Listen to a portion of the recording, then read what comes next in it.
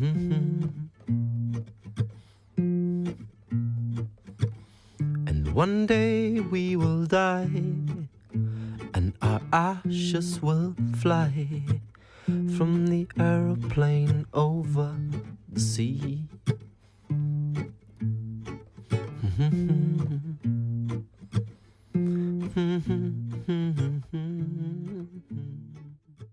Es increíble que tengamos que enfrentarnos a la muerte para darnos cuenta de las cosas. Increíble. Lo que dijo Platón se presta a muchas lecturas distintas. Dijo Platón que la única manera de contemplar las ideas y los arquetipos de las cosas era solo desde el Hades. Desde el Hades, que es el reino de la muerte. Entonces muchos entendieron que lo que quiso decir Platón es que mientras vivimos no podemos contemplar las ideas, y que eso supone que tiene que haber una vida después de la muerte, después de morir hay otro tipo de vida en la cual por fin se contemplan las ideas. Pero eso es una lectura muy literal. Yo no creo que fuera eso lo que quería decir Platón. Yo creo que lo que quería decir Platón es que solo cuando uno desconecta de la visión literal de las cosas, que es la mirada de la vida, que cree en el tiempo, que cree que hay mañana, que cree que hay ventajita, que mira las cosas en su valor superficial, social, colectivo, eso es el reino de la vida, una vida desconectada de la muerte, ¿no? Y solo cuando uno cae en esta vida, en la profundidad en que se acabó mañana, y hay solo esto que para ustedes va a ser palabras el día en que sea una experiencia, y hay vacío y pérdida de toda ilusión de mañana. Entonces decía, y hasta ese punto uno no percibe las cosas en su valor absoluto. Y eso son las ideas. No sé si lo entienden, no importa, pero va de eso. Hay que morir, como decían los alquimistas. Cuando se muere el vivo para que por fin pueda vivir el muerto, y no estoy hablando de tiempos ni de literalidades, ahí se sabe lo que las cosas realmente son. Pero mientras vive el vivo y el muerto está muerto, en cada uno de nosotros, no hay ninguna contemplación de los arquetipos. Hay solo ilusión. Hay solo vida de sombras, de sombras, de sombras, de sombras, de sombras. Los originales solo se pueden contemplar directamente cuando uno está en el Hades, no cuando uno está en la superficie. Y uno está en el Hades nunca porque quiera. Uno está en el Hades porque se le ha abierto el suelo bajo los pies de lo que suponía que era la vida, y ha caído en este reino donde no hay mañana. En el Hades no hay mañana, en el Hades no hay ayer, el Hades es un eterno presente en forma de sombra. Cuando una persona se ve llevada a perder toda ilusión y toda perspectiva y dejar de jugar el juego del tiempo, que mañana, que ya haré, porque ese momento es absolutamente revelador. De eso hablaba, claro, con otro lenguaje, pero creo que de eso hablaba Platón. Pero mientras uno juguetee en los prados de las ingenuas expectativas, y de que hay tiempo, y ya me pasarán cosas, y la vida es buena, y la vida es bella, y los buenos vamos al cielo, y los malos van al infierno, y soy muy espiritual, y tengo experiencias, y profundizo en los sentimientos, y crezco, y me conozco a mí mismo, y cuán consciente que soy. Mientras uno esté en ese diálogo, saltando como Perséfone, oliendo de flor en flor, jugando sin tomarse la vida con toda la seriedad que tiene, uno solo vive en un mundo de sombras. De sombras, de sombras, de sombras. Pero si se abre el suelo, y eso nunca lo puedes hacer tú. Tú nunca puedes abrir el suelo bajo tus pies. Se abre cuando menos te lo esperas y se derrumba todo ese cuento. Entonces desde ahí se contempla las cosas como son. Y eso es estar muerto para una vida, y el muerto empieza a vivir. Se muere el que estaba vivo, el que saltaba por los prados alegremente, o tristemente dramatizando, ¡ay, cuánto sufro, qué culpable me siento! Vivo una angustia, y así uno es un personaje de una novela, y todo eso es literatura mala. Entonces cuando todo eso se acaba, y nunca se acaba porque uno quiera, ¿sí? se abre el suelo, se cae uno, ya no puede volver a ver las cosas como las veía, no en ese momento, pero en ese momento se ven los originales. Se ve lo que es, y lo que es, independientemente de que me guste, de que no me guste, se acabaron los gustos, se acabaron los disgustos, se acabaron los antes, se acabaron los después. Eso es una revelación. No se puede desde la superficie, no se puede desde la horizontalidad, se requiere una verticalidad abismal. Y eso es lo que uno no se puede dar a sí mismo. La gente que crece, que conoce, que comprende, que se desarrolla, que cada día es más consciente. Y todo esto son películas de horizonte. Pero no esto es común. Por eso esos momentos no son comunes, porque desde el reino de la muerte se acabaron las palabras. Se acabaron, ¡ay, qué dolor! ¡Ay, qué miedo! ¡Ay, qué ganas! No, en el Hades hay silencio. Y uno podría decir, no se puede oír la música celestial, que también es infernal, si no hay silencio. Y no se puede contemplar si uno nunca pone atención en nada. Pues cuando uno cae en el Hades, solo queda la atención y el silencio. Y eso sí que es una contemplación. Hay muchos caminos para llegar al Hades, no solo uno. A veces basta que un día te abandone la persona que dabas por descontado que estaría contigo, se te derrumbe un trabajo, a veces hace falta que un médico te diga, no, esto es cáncer. A veces hacen falta cosas muy tangibles para que se te abra el suelo bajo los pies y se acabaron las tonterías. Pero mientras no se acabaron esas tonterías, llenan tu tiempo y tu espacio. Y correteas por los prados del crecimiento personal, o el sufrimiento personal, y la profundización en mí mismo, y el aprendizaje, o el no aprendizaje, bueno, se acabó. ¡Pum! Y esto hay quien lo puede reconocer y hay quien no. Posiblemente los que están en el Hades, o han estado en el Hades, una vez que se está en el Hades no se puede vivir sin tener una pota ahí, No, de esto no se olvida uno. Uno se olvida de cualquier cosa del prado. De esas sí que se olvida. Por eso son tan banales. Te ocupan todo el tiempo hoy, pero mañana te has olvidado. Pero cuando se está ahí abajo, eso no se olvida nunca. Porque ni siquiera hace falta recordarlo. No hace falta que yo quiera acordarme. Está en mí aunque no quiera. Entonces uno puede luego subir al prado, pero ya no como antes. Ya no como antes. Y esto, claro, cuando se puede subir al prado, ahí están todos danzando y saltando y haciendo sus dramas y sus películas.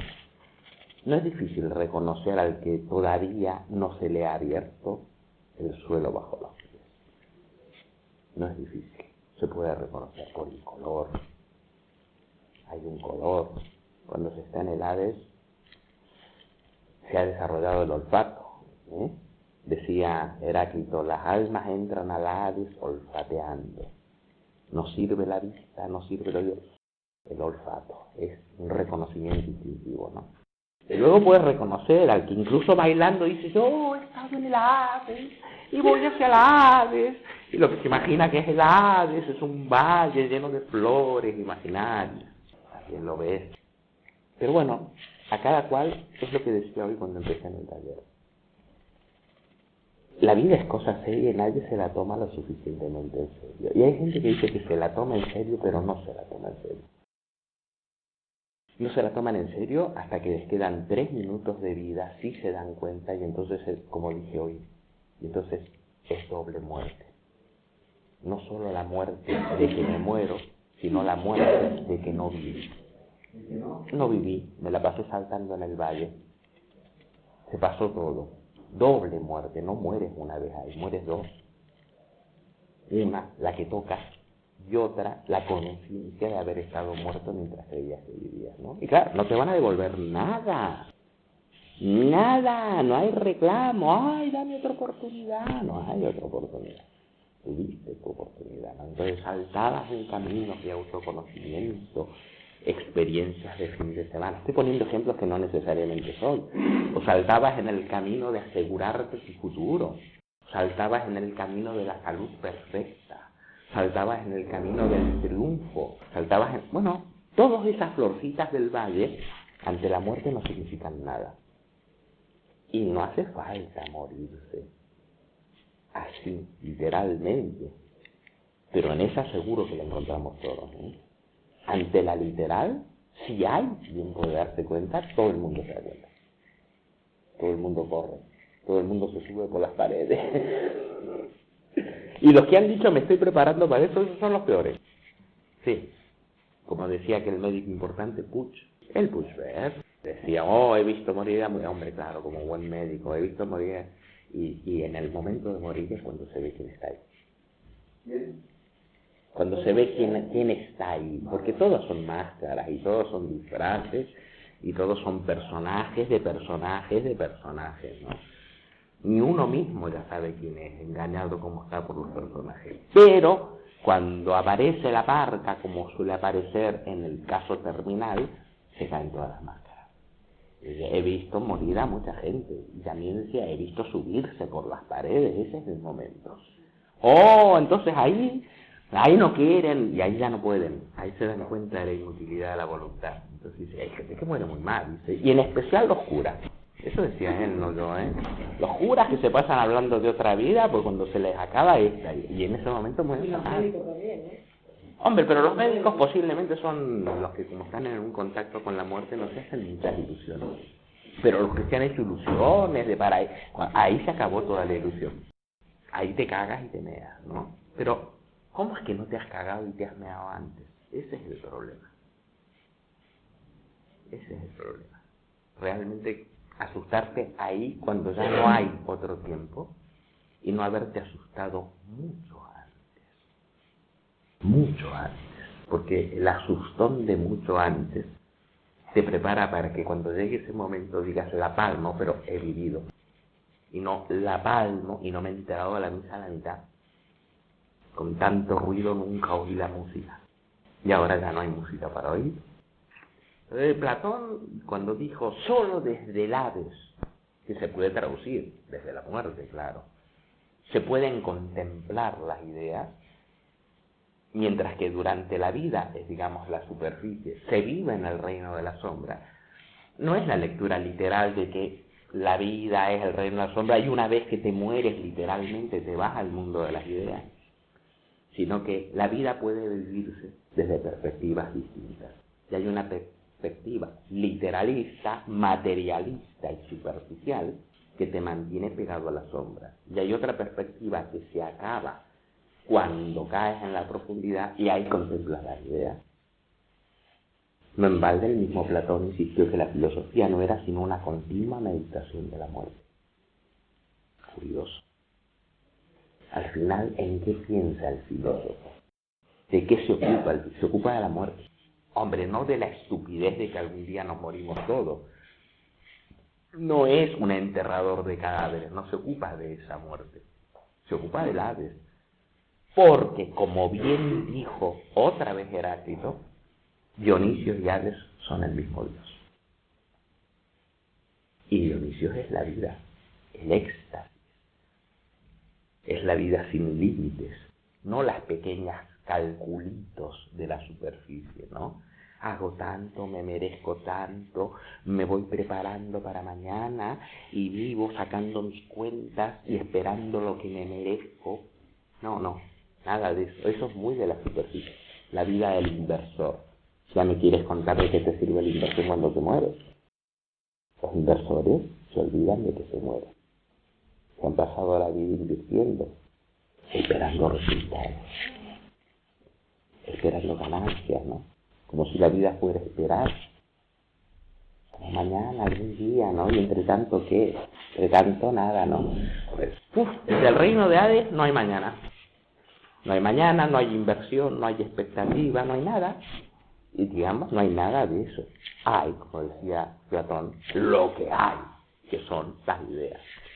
Fíjense, poder vivir contemplando las ideas implica poder vivir con una mitad de ti abierto al reino de la muerte, que es el que contempla las ideas. Y el muerto entonces está vivo. Y el vivo, entonces, el que está en la superficie, no se nutre solo de lo que hay en la superficie, sino del alimento que viene del aire. Un aliento de muerte. ¡Guau! ¡Qué interesante! Pero bueno, algunos lo entenderán ya y otros ya les llegará. Ya llegará. Nos llega a todos. Nos llega a todos. El despertón. No, la apertura del suelo antes de morir. Sí, Plutón sale de la profundidad, ¡guau! La Perséfone cae, es violada. Seremos violados si no lo hemos sido ya. Y toda nuestra dignidad personal y nuestro orgullo y nuestras pequeñas cosas y nuestras pequeñas cuentas y nuestras pequeñas expectativas serán saqueadas. Y la verdad que desde la mirada de la profundidad, cada día. Desde la mirada de la superficie, qué mal, pierdo todas mis pequeñitas cosas. Ay, el mundo no es un desado de amor. Ay, no era verdad que los buenos iban al cielo. Yo siempre quise ser tan bueno para irme al cielo. No es verdad que hay un infierno de diablos y yo siempre me sentí tan malo y merecedor de nada, no hay nada. Nada. No hay más que presente. No hay nada. Son momentos fuertes esto. Pero se nota la gente que ha vivido momentos fuertes y la que no, ¿eh? Se nota. Se nota la manera de ir, se notan los valores. Se nota. Yo hoy decía en el taller cuando empezamos, aquí todos hablamos de estas cositas y todos las hemos oído y todos, algunos incluso las repiten. El momento del que, fíjense, en el tarot empezamos con el loco y hablamos del vacío, del ser. La gente habla del vacío, le leen incluso a veces el tarot a otros y les dicen el vacío, pero en sus bocas vacío no es más que una palabra. Pero cuando llegue el vacío sabrán de lo que hablan.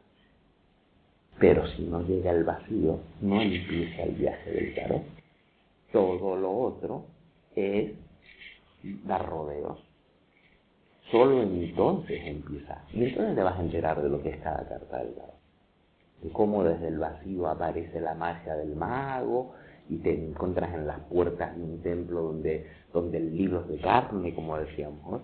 Pero solo desde el vacío. Antes no. Mientras haya tanto ruido y tanta ocupación, no pasa nada. Digamos que el tarot es el comienzo de... Empieza a vivir el muerto con el tarot. Y empieza a morir el vivo. Sí, y se nota, ¿eh? Se nota cuando las palabras están cargadas de algo que les da el color, o cuando son formulitas que encierran cositas imaginadas. Recuerden que la imaginación arbitraria es muy limitada. Uno no puede imaginar sino en función de lo conocido. Son imágenes muy de superficie. Entonces uno se imagina, ¿cómo se imagina uno el futuro? Se lo imagina tan pequeño como ha sido su experiencia de la vida. Y la gente aspira a futuros pequeños. Claro, no son conscientes de la pequeñez porque no conocen otra cosa. Y se hacen proyectos de las vidas pequeños, hechos desde la propia pequeñez, indudablemente, ¿no? Y con anhelos pequeños y con valores pequeños. Y pequeños y mezquinos son casi la misma cosa. Mezquindad. Esa mezquindad que se oculta detrás de la supuesta preocupación por crecer, el supuesto interés en tus hijos, la supuesta honestidad en tu pareja, la supuesta constancia ante el trabajo, son todas fachadas detrás de la cual se esconde la mezquindad. Y la mezquindad aparece cuando se abre el suelo. Sobre todo aparece la insensatez. Detrás de la mezquindad solo había insensatez. Solo había descontrol absoluto. Y cuando el descontrol ya no aparece sudado, sino con toda su crudeza, hablamos del loco. Entonces cuando te has dado cuenta de la absoluta insensatez que ha sido esta existencia llevada desde la sensatez, empieza el viaje del tarot. Y ahí se abren las puertas a una comunicación más que verbal. Es cuando puedes comunicarte con cualquiera, porque puedes hablar directamente al vacío del otro, no al lleno del otro. Pero solo puedes hablar al vacío del otro del vacío en ti, si no, no se puede decir. Si no es una afectación, pero aquel que se le haya abierto el piso, sabrá de lo que hablo. Aquel que se haya enfrentado con que ya tiene más de 40 años y ha estado viviendo en la tontería creyendo ser sensato, sabrá de lo que hablo. Y el que todavía tenga sus proyectos de poner el negocio pasado mañana y encontrar el príncipe azul o la princesa dentro de 1 año, 2, 3 o 4, y criar niños regordetes que van a ser muy sanos y van a tener mucha descendencia, a través de ellos yo seré muy feliz, ya se encontrarán con la muerte y me dirán qué hacen con sus niños regordetes y los niños regordetes de los niños regordetes. Esos también están convocados al Hades. O sea, en el Hades está el rasero de todos los valores. El rasero último, ¿no? Por el cual se miden todos los valores. Por cierto, todo esto que acabo de decir es un poco afín al ingreso en el segundo septenario representado por la carta número 8, ¿eh? Recuerden que la carta número 8 es un cuestionamiento no voluntario, otra vez, no voluntario. Es a pesar de uno que todo lo que uno daba por seguro se ve cuestionado. Los valores ya no sirven más, han quedado inoperativos. Y entonces aparece esta necesidad, no mía, sino en mí, de reajuste. Es curioso porque el número 8, los que saben astrología, ¿cuál es el signo número 8? Escorpión. ¿Y cuál es el planeta que rige Escorpión? El dios Plutón. Y Plutón es el nombre romano para Hades. Hemos estado hablando de Hades todo el tiempo. Por lo tanto, el signo número 8 y la casa número 8, en astrología se llaman la casa de la muerte. Es increíble, el segundo septenario, por lo tanto, es cuando se empieza a morir el vivo y empieza a vivir el muerto. La mirada de la muerte, la mirada no de la vida. Siempre es movida. Todo depende de tu sensibilidad para la movida. Si uno no tiene sensibilidad para la movida, siempre todo está igual. Y si uno se vuelve sensitivo a la movida, todo el tiempo se está en crisis. Es una cuestión de mirada. No es una cuestión de lo que pasa. Dicho de otra manera, en todo tiempo está pasando todo. Todo. Pero uno solo capta lo que capta, ¿no? Si tu mirada está puesta en un plano, pues podría decir, no está pasando nada. Si es cambiada de plano, pues no está pasando de todo. Plutón en Capricornio no será otro estadio social, ni mejor ni peor de lo que ha sido Plutón en Sagitario, que no ha sido ni mejor ni peor de lo que ha sido en Escorpión.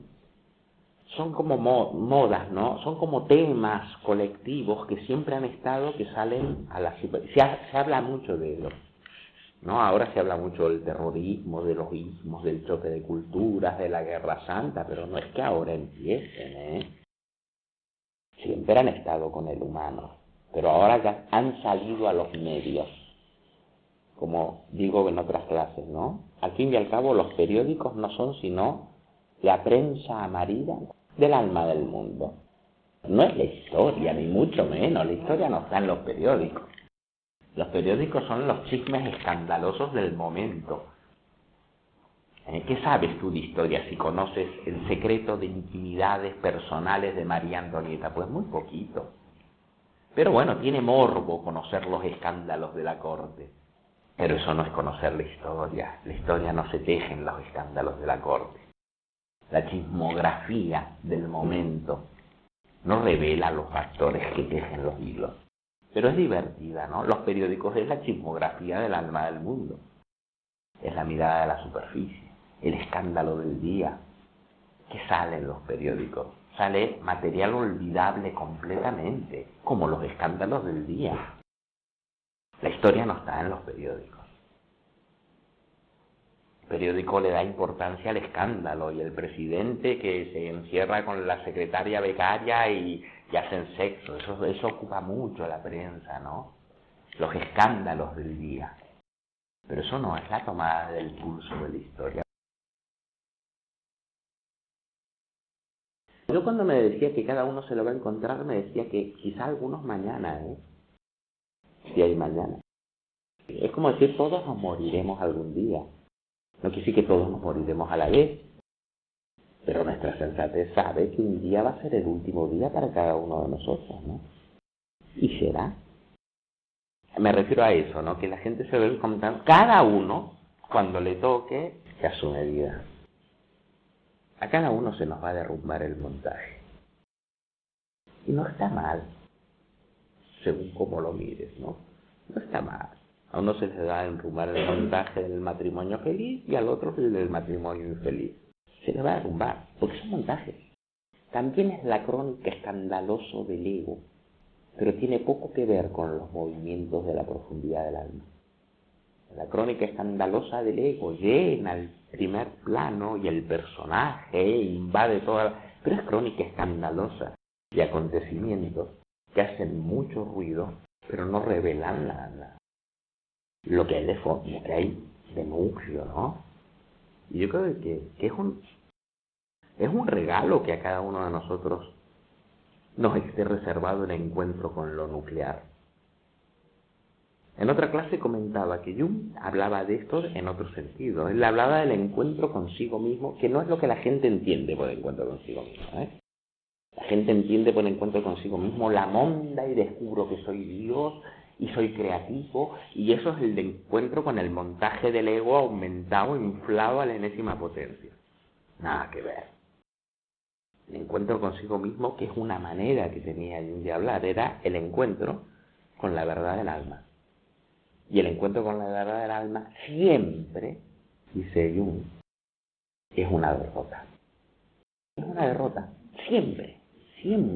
Derrota total.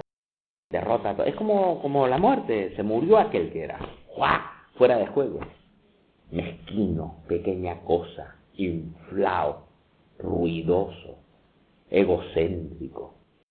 Es una derrota. Es una derrota. Y la gente se imagina que el encuentro consigo mismo es la gran victoria. Entonces todos quieren ir al encuentro de sí mismo. ¿Qué va? Nadie quiere. No hay forma más segura de eludir el encuentro consigo mismo que ir al encuentro. Es que es cierto, ¿no? Y entonces la gente, me he encontrado a mí mismo, inflado como babo.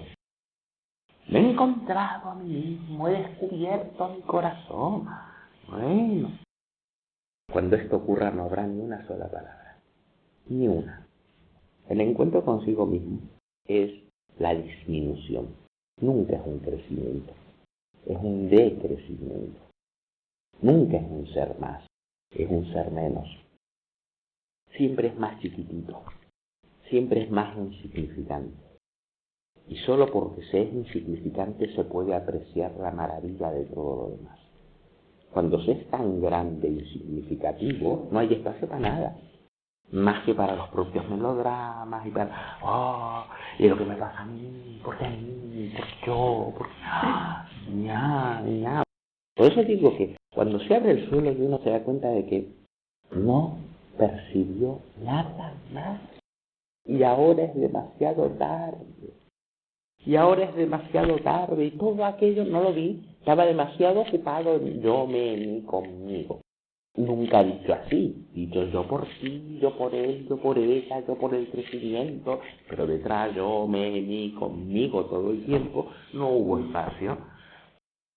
Las melodías no escuchadas ya no se irán. Las visiones no contempladas ya no se verán. Los caminos no recorridos se han cerrado. ¿Y qué existe todo el tiempo? Todo el tiempo, pues la crónica escandalosa. ¿Sí? Piénsenselo, porque para algunos sigue siendo bonita poesía, pero bueno, que un día será. Algunos se acordarán.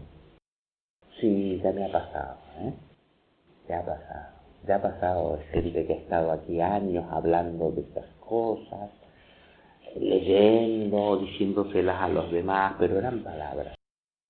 Y ahora por primera vez ha llegado el caos. Y ahora por primera vez se da cuenta de que estuvo años usando una palabra que no le significaba nada. Ahora empieza a significar, después de 10 años de usarla. Bueno, menos mal. Menos mal. Hombre, evidentemente a quien le está pasando eso, se está pasando muy mal. Hombre, la muerte del vivo no es divertida, pero bien vale la pena para que el muerto pueda vivir. Si uno lo mira a la superficie, pobre, pero si uno lo mira desde el que está empezando a vivir, oye, esto es como un nacimiento también. Los partos son dolorosos, ¿no? A menos que les pongan epidural y todo lo demás. Pero dejarlo así mismo son dolorosos. Pero es un dolor, bienvenido está, ¿no? Todo lo que aporte ese dolor, ¿no? Lo mismo. Pero uno piensa, uy, qué dolor, qué dolor, qué dolor. Hoy en la lectura tuvimos una niña que su tema era que se sentía muy culpable, muy culpable, muy culpable. Y, bueno, no lo decía ella, ¿no? Pero ¿cómo puede hacer para dejar de sentirse culpable?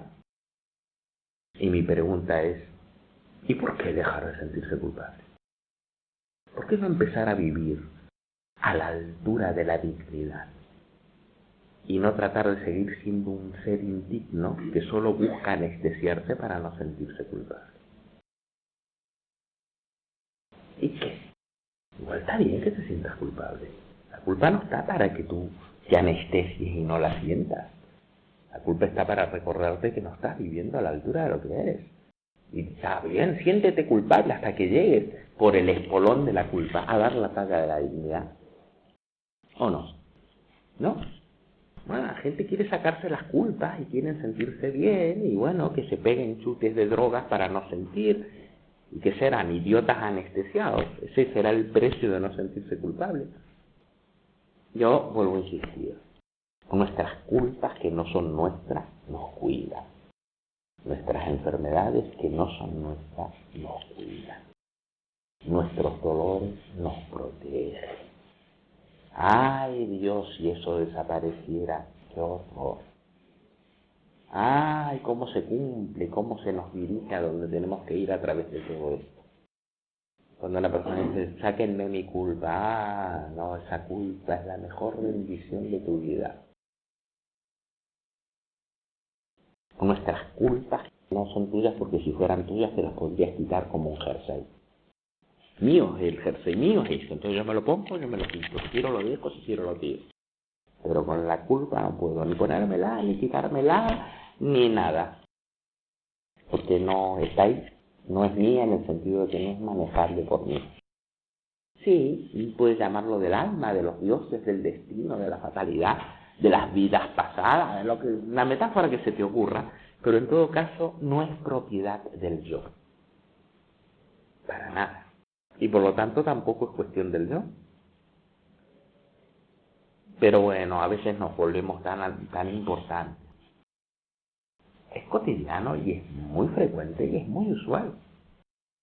Y las vanidades del crecimiento personal y del autoconocimiento y de los intensivos de experiencias de la muerte y de pollas en vinagres y de que mi infancia, y de que mi mamá, y de que yo, y de que yo, y de que yo, y de que yo, y de que yo, y de que yo, todo esto he sufrido tanto, amo tanto, padezco tanto, me conozco tanto, interiorizo tanto, me investigo tanto, y tanto,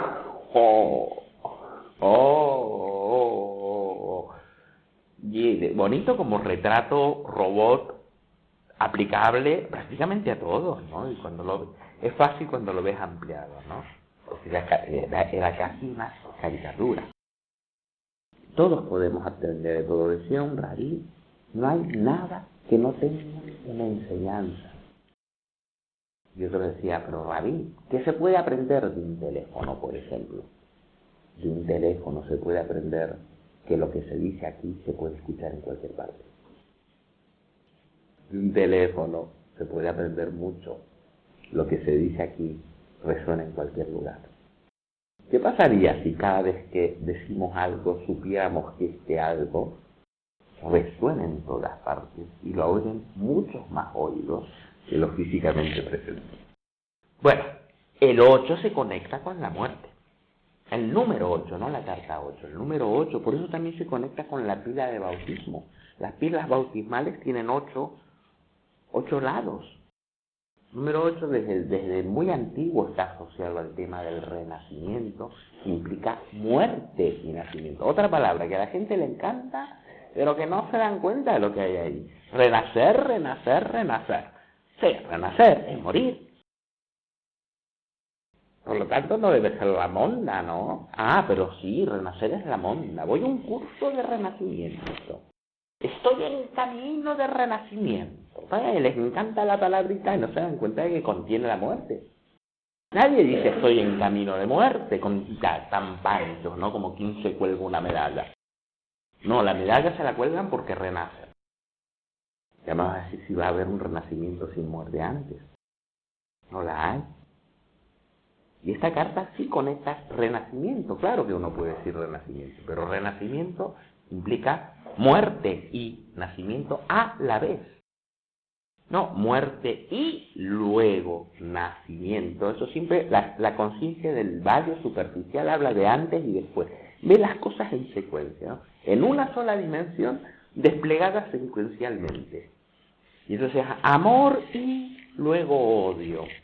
Riqueza y pobreza, o pobreza y riqueza, todo desplegado en uno. No ven la enorme pobreza presente en la riqueza. No la ven. No ven el odio presente en el amor. Se creen que son cosas sucesivas. Creen que hay tiempos antes, tiempos después. No, todo está aquí. Ponme la pobreza de la riqueza, vaya. La cara oculta de esa riqueza es terrible. Venía espiando la fiesta de los dioses, no pudiendo entrar, llena de huecos y de harapos, envidiosa. Pero el personaje de Penía es la seguridad y la abundancia, y te come la vida en su mezquindad. Pero la gente cree que de rico se pasa a pobre, o de pobre se puede pasar a rico, y no se dan cuenta de la pobreza que acompaña a la riqueza y la riqueza que acompaña a la pobreza. Nunca están separadas. ¿Sí? ¿Se entiende esto que digo? Por lo tanto, no es muerte y nacimiento, sino lo que nace muriendo y lo que muere naciendo. Muere y nace simultáneamente. No primero muere y luego nace. Por eso los dos platillos de la balanza están a la misma altura, son dos. No hay, se acabó el sueño de la unidad del primer septenario. El primer septenario se basa en el sueño de la unidad. Un yo, un sujeto creador, un sujeto que finalmente tiene control de la vida. Pero el segundo septenario empieza con el 8, que ya habla de dualidad. Y terminará con el 14, en el que hay dos jarros. Es todo un camino de dos, como es lógico. Segundo septenario es todo el símbolo de el 2, la dualidad. ¿Entienden algo? Aquí la paz se acabó. Pero si se acabó la paz, se acabó la guerra también. Paz y guerra no son dos cosas. Primero una, después la otra. La paz lleva su guerra, la guerra lleva su paz. Simplemente cambian el turno. Cuando hay paz afuera, la guerra está adentro. Y cuando la guerra sale para afuera, la paz se va para adentro. Pero siempre es el mismo tándem. ¿Cuándo estarán las dos reconocidas simultáneamente? La gente quiere una paz sin guerra y por eso toda paz acaba en guerra. Termina saliendo para afuera lo que siempre hubo y a lo que nunca se les dio espacio. Pero sociedad de pacifistas y de bien intencionados y de no a la guerra y no a la violencia, con una carga de violencia interior permanente. Y mientras más buenos somos, más malos somos. Ese malo, claro que saldrá. Porque no ha tenido su espacio. Estaba ahí atragantado por el bueno que somos. Este es el camino del 2. No hay lo uno sin lo otro. No hay cielo sin infierno. No hay infierno sin cielo. Esto de querer ir para arriba y no ir para abajo, fíjense en un árbol como metáfora. Mientras más grande y más fuerte es el tronco y crece hacia arriba, más profundas tienen que ser las raíces. Un árbol sin raíces profundas no puede acceder a la altura, se cae. Por lo tanto, si ves un árbol enorme hacia arriba, imagínate qué enorme han de ser las raíces en la profundidad. Ah, pero el ego quiere crecer hacia arriba, pero no hacia abajo, ¿eh? Y así son. Personajes muy enormes, planos, no hay raíces. Gente que quiere crecer, que crezca hacia abajo. Que crezca en la profundidad y hablar. Pero a eso no se lo llama crecer, a eso se lo llama deshacerse. A eso se llama disolución del yo. No cada vez más grande y más a la vista, sino cada vez más hondo, más desaparecido en lo que no se ve la superficie. Pero es lo único que sostiene. Todo otro árbol grande es solo plano y pintado en una tela, porque si se sostiene sin raíces es porque no tiene volumen. Un árbol enorme que no tiene raíces es una pintura plana, por eso es enorme y se aguanta. Pero si tiene volumen y peso y es enorme son las raíces. ¿Se dan cuenta cómo va para los dos lados? Pero no es la ilusión New Age ni la ilusión del progreso que todos tenemos, ¿no? Un progreso en una dirección, una conquista en una dirección, una meta que se va realizando. Y del otro lado, que nosotros somos, nosotros, la cultura en la que vivimos y el ego de cada uno es muy en línea, en una dirección. Falta el 2. No puede haber adelante sin atrás. De hecho, no lo hay. Por lo tanto, mientras más adelantas, cuidado, porque algo más se atrasa. A la vez. Que el empacho con el progreso es muy peligroso, porque ¿cuánto retrocederá para posibilitar ese progreso? El entrada en el 2 es esta percepción mucho más compleja, esta percepción de antítesis todo el tiempo. El mundo de la química, el mundo de las antinomias. No el mundo en que los opuestos se despliegan como primero uno, después el otro primero. No. Desaparece la simplicidad, que es otra ilusión muy banal. La simplicidad de la superficialidad. Ya les conté lo del Kiss, ¿no? No lo conté aquí. La filosofía del Kiss. Eso es muy americano, pero es que los americanos no están en América, los americanos somos nosotros ya, ¿eh? La ideología del kiss en inglés es beso, ¿verdad? Pero que en realidad es como un anagrama, claro, el que lo entiende en inglés, keep it simple, stupid, que quiere decir que sea fácil, tonto. Así es nuestra cultura. Tiene que ser todo fácil, digerible, que no requiera un espacio de atención, que no requiera profundidad. Rápido, fácil, sencillo y a otra cosa mariposa. Lo fácil es dificilísimo, pero no nos damos cuenta. Lo rápido es lentísimo, pero no nos damos cuenta. Y saltamos más fácil, más rápido, más digerible, más entendible por mí. Queremos las cosas simplificadas a grados extremos, no nos damos cuenta de la complicación en la que nos metemos con la simplificación. Eso es lo que se acaba en el segundo septenario. Nada es simple.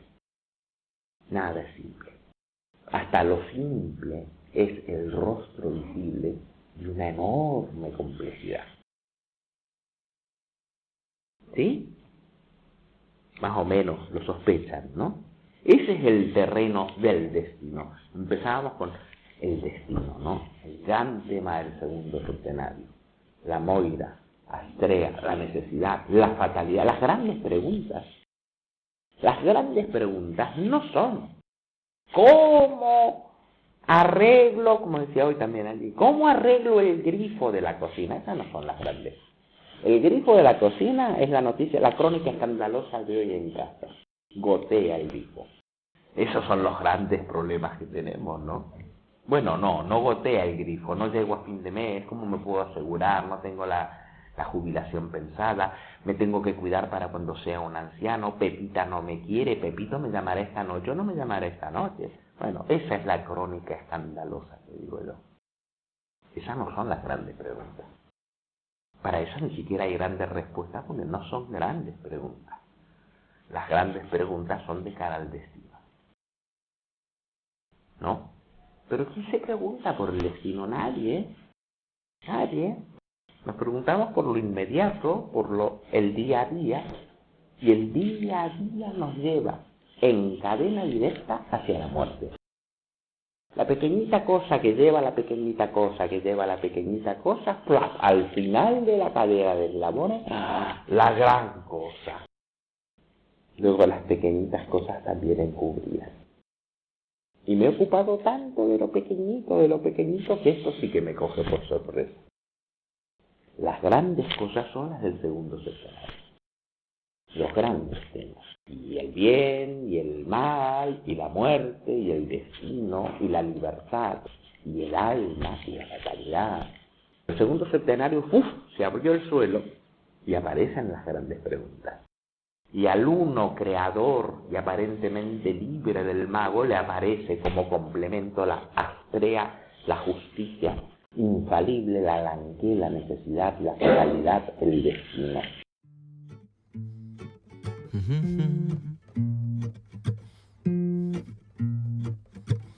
And one day we will die, and our ashes will fly from the aeroplane over the sea.